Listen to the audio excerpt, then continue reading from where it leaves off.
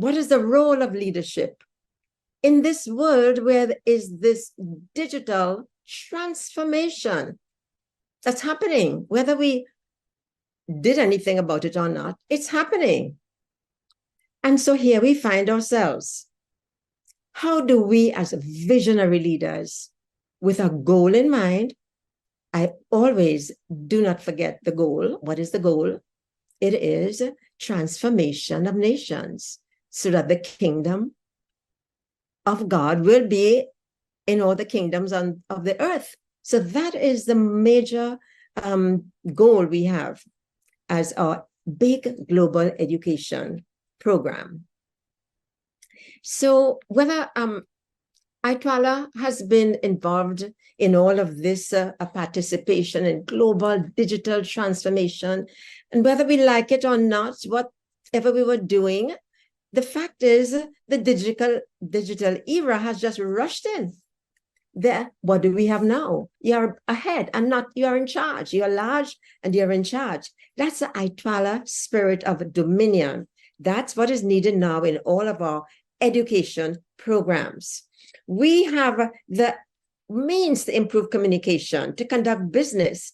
There's an urgent need for it. So we're going to find the best minds, is our intention, and they're all around us. So we will transform companies that use technologies with ease. We will move seamlessly into these organizations, and we will innovate new technologies. We are determined to open the way for success at every level. So what is our role then? Let me remind you, we have to add winning attitudes, behavior characteristics that will cause our emerging leaders to have dominance in their field and in their work environment. We're going to have a broad spirit for joint work, for greater success. We're going to attain the production goals that we want with the least waste of resources and efficient use of resources.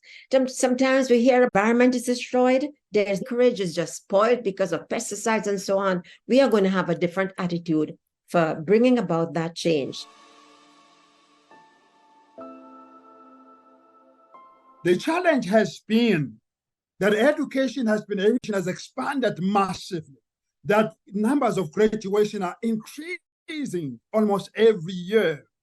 But that is about quantity. So education is reaching the length and breadth of society. But the world is not looking for quantity, but it is looking for quality. And that's why the challenge is. As a result, you have a situation where you have a lot of people who are educated, but you still have a lot of people who cannot be used by society. So you have people who are educatedly unable. They are educated but unable. They are educated but cannot make a difference. They are educated but cannot fix the problems of society. They are educated but we have a drug problem.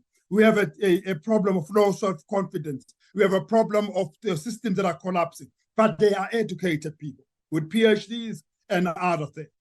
Secondly, an important point made earlier on, it is important to pass down an inheritance to young people and enabling them to inherit material assets can really enable them.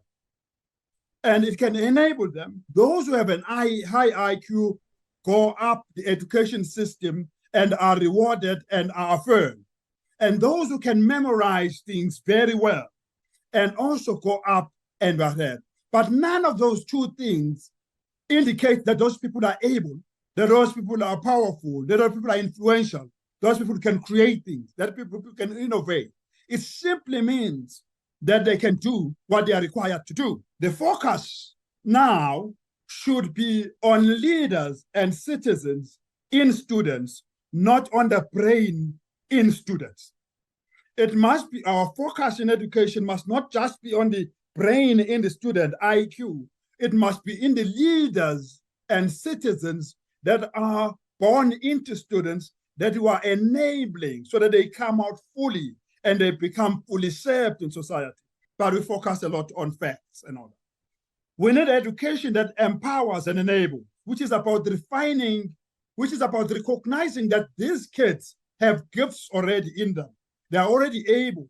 They have lots of great abilities in them. And our duty is simply to refine those gifts, is to empower them, is to enable them. We need education that drives and encourages people to exchange with others, cooperate with others, not this excessively competitive culture where you succeed at the expense of others instead of succeeding together with others. We also need education that sends kids out into the field, not sit in the classroom. They must go to community and apply their knowledge while they are studying so that they will learn to think outside the box. Of course, they tell us today that we need digital maturity, but there will be no digital maturity without personal maturity. We need to build an education that is for deployment rather than for employment. Employment is when you serve what is inside of you out. Employment is when you are affirmed from outside in. You are affirmed by your salary, you are affirmed by your reward, you are affirmed by human resource scores,